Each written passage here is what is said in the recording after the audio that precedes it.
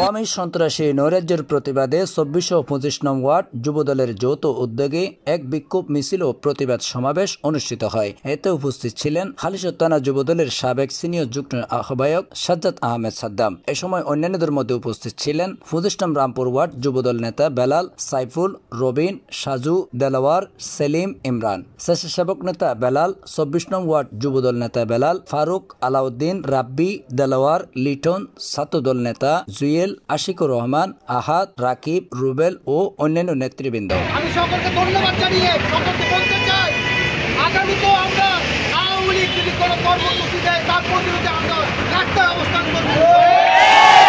আওয়ামী লীগকে বিন্দু পরিমাণ চাপ দেওয়া হবে না। এই বাংলার মাটিতে আওয়ামী লীগ যেন আর জীবন রাস্তাতে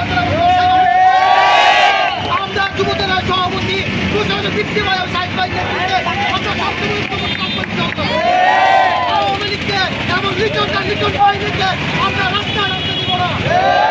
লিটন বাহিনীকে কেন রামপুরে লিটন বাহিনী রাখার কেন করে সাইবাবু সামলাই আমরা সকালে ঐক্যবদ্ধ থাকবো, কথা চাকরি নিয়ে ঐক্যবদ্ধভাবে আওয়ামী লীগকে মজবুত করবেন।